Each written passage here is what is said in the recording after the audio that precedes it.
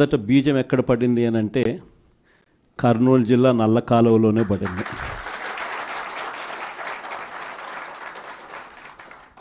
ఆ రోజు కూడా కేవలం ఒక మాట ఇచ్చినాం.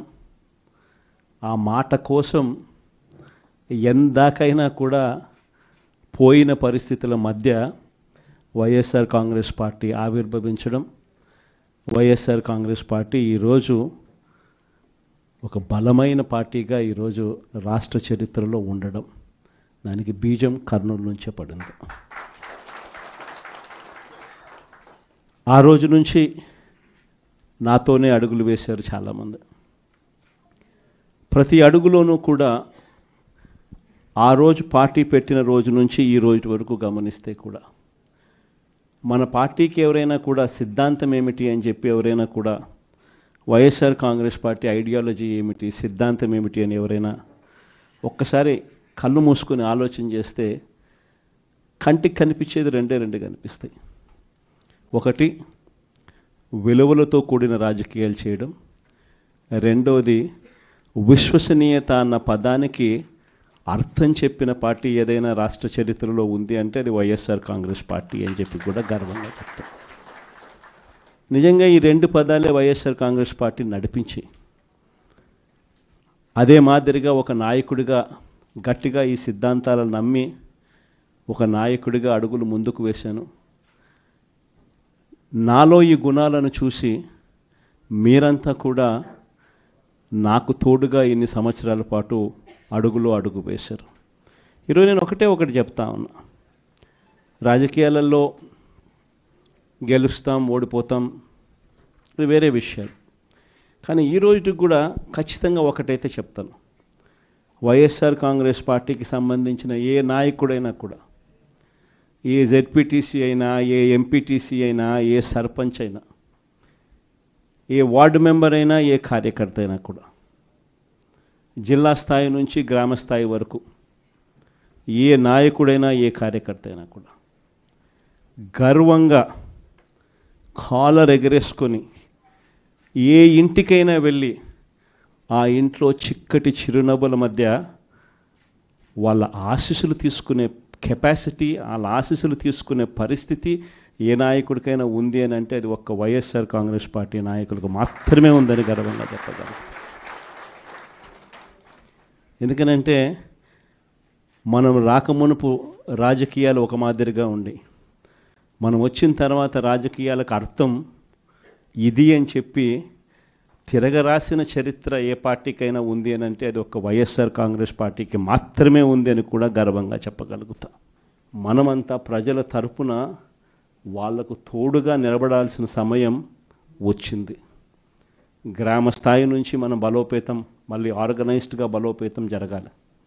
జిల్లా స్థాయిలోనూ, మండల స్థాయిలోనూ, గ్రామ స్థాయిలోనూ, ప్రతి స్థాయిలోనూ కూడా మనమంతా కూడా క్యాడర్ను మొత్తం ఏకం చేయాలి, ఆర్గనైజ్డ్ పద్ధతిలోకి తీసుకొని రావాలి. ప్రతి సమస్యలోనూ ప్రజలకు తోడుగా ఉండే కార్యక్రమం ముమ్మరంగా అడుగులు వేయాల్సిన అవసరం వచ్చింది.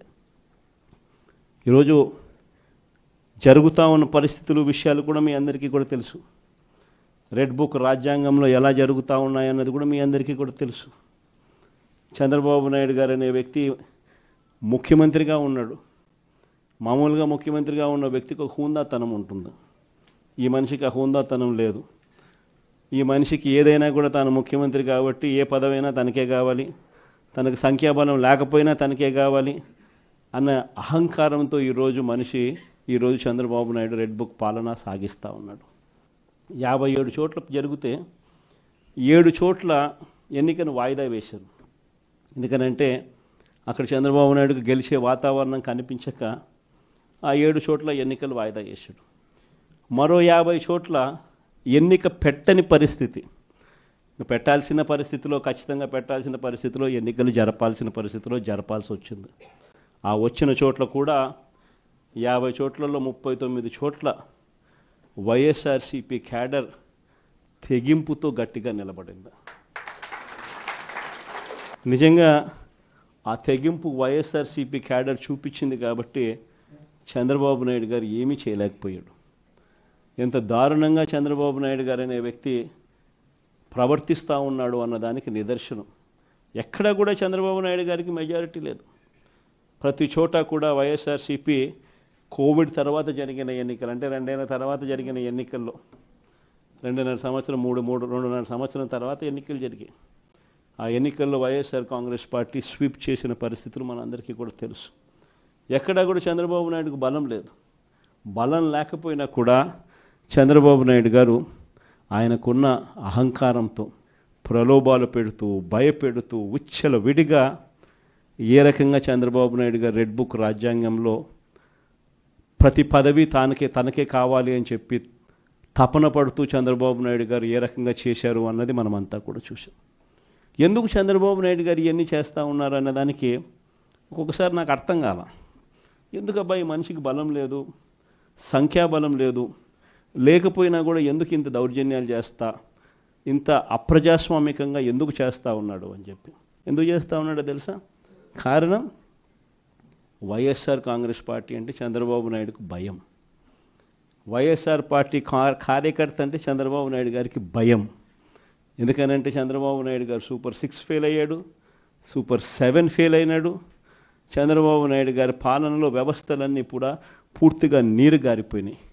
ఇలాంటి పరిస్థితిలో ప్రజలందరూ కూడా తెలుగుదేశం పార్టీకి సంబంధించిన క్యాడర్ ఎవరూ కూడా ప్రజల దగ్గరికి వెళ్ళే పరిస్థితి లేదు.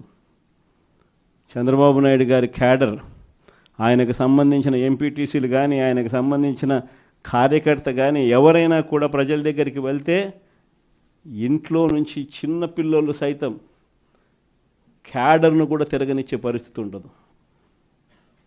క్యాడర్ను సైతం, చిన్నపిల్లలు సైతం ఇంటికి పోతూనే మా 15,000 సంగతి ఏమిటి అంటారు.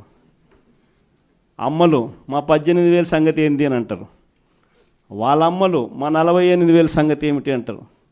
ఇంట్లో రైతన్నలు మా 26,000 సంగతి ఏమిటి అని, ఉద్యోగం ఎతికే పిల్లలు మా 36,000 సంగతి ఏమిటి అని చెప్పి ఇలా ప్రతి ఒక్కరూ ఇంట్లో ప్రశ్నిస్తారని కనీసం క్యాడరు, కనీసం ఇండ్లకు కూడా పోని పరిస్థితిలో చంద్రబాబు నాయుడు గారి పార్టీ ఈరోజు పరిపాలన సాగిస్తూ ఉంది. ఇలాంటి పరిస్థితుల్లో చంద్రబాబు నాయుడు గారిని ప్రశ్నించే స్వరం ఉండకూడదు అని రాష్ట్ర వ్యాప్తంగా ఒక భయానక వాతావరణం క్రియేట్ చేసే కార్యక్రమంలో భాగంగా ఇవన్నీ కూడా చంద్రబాబు నాయుడు గారు చేయిస్తూ ఉన్నాడు. ప్రజాస్వామ్యంలో ఎప్పుడూ కూడా మనుషులకు మంచి చేయాలి, మనుషులకు మంచి చేసి వాళ్ళ గుండెల్లో స్థానం సంపాదించుకొని, వాళ్ళ మనసుల్లో స్థానం సంపాదించుకొని ఒక నాయకుడు అనేవాడు పాలన చేయాలి. కానీ అలా చేయకుండా అధికారం ఉంది కానీ అని చెప్పి దురహంకారంతో ఏ నాయకుడైనా కూడా ప్రవర్తించినప్పుడు ప్రజలు దేవుడు ఇద్దరు కూడా ఖచ్చితంగా మొట్టికాయలు ఇస్తారు. ఆ మొట్టికాయలు ఎంత దారుణంగా ఉంటాయి అని అంటే చంద్రబాబు నాయుడు గారికి నెక్స్ట్ ఎలక్షన్లకు వచ్చేసరికి సింగిల్ డిజిట్స్ కూడా రాని పరిస్థితులకి ఆయన పడిపోతాడు. కాబట్టి ప్రతి ఒక్కరమైనా ఒకటే అడుగుతా ఉన్నా, అందరం ఐక్యంగా ఉందాం. మొన్న కూడా చూసాం, చంద్రబాబు నాయుడు గారు భయపడిచ్చే ప్రయత్నాలు ఎక్కువ చేస్తాడు. మొన్న రామగిరిలో మనం అంతా చూసాం ఏం జరిగిందో. రామగిరి మండలంలో 10 ఎంపీటీసీలు ఉంటే 9 వైఎస్ఆర్సీపీ 9 గెలిచింది. కేవలం తెలుగుదేశం పార్టీ 1 మాత్రమే గెలిచిన పరిస్థితుల మధ్య రామగిరిలో ఉప ఎన్నిక జరిగింది. మరి 9 గెలిచిన వైఎస్ఆర్సీపీ గెలుస్తుందా? కేవలం 1 గెలిచిన తెలుగుదేశం పార్టీ గెలుస్తుందా? ఎవరికైనా అర్థమవుతుంది 9 గెలిచిన వైఎస్ఆర్సీపీనే ఆ ఉప ఎన్నికల్లో గెలుస్తుంది అని. కానీ ఆ ఎన్నికల్లో ఆ రిజల్ట్ను తారుమారు చేసేందుకు ఏకంగా పోలీస్ ప్రొటెక్షన్తో ఎంపీటీసీలు ప్రయాణం చేయాల్సి వచ్చింది. మా ప్రాణాలకు ముప్పు ఉంది, మాకు భద్రత కల్పించని కోర్టుకు పోతే కోర్టు పోలీసు భద్రతతో వారిని ఎలక్షన్ హాల్లోకి తీసుకొని పోమని చెప్తే ఈ పోలీసులు ఎంత అన్యాయంగా తయారయ్యారంటే పోలీసులే ఈ ఎంపీటీసీలను బెదిరించే కార్యక్రమాలు సాక్షాత్తు పోలీసులే చేపట్టారు. రామగిరికి సంబంధించిన అదే మండలానికి సంబంధించిన ఎస్ఐ వీళ్ళ వెహికల్లో ఎక్కుతాడు. ఎక్కి ఈ ప్రతి ఎంపీటీసీలతోనూ వీడియో కాల్తో ఆ పక్క ఎమ్మెల్యేతోనూ ఎమ్మెల్యే కొడుకుతోనూ మాట్లాడిస్తారు. వాళ్ళు భయపడిస్తారు. మీ ఇంట్లో మీ అమ్మ మీ నాయన ఇంటికి రావాలంటే ఖచ్చితంగా ఎంపీటీసీ ఎలక్షన్లలో వాళ్లకు అనుకూలంగా ఓటేస్తేనే జరుగుతుందని బెదిరిస్తారు. అయినా కూడా మన ఎంపీటీసీలు ఎక్కడా కూడా తలొగ్గకపోయేసరికి ఎలక్షన్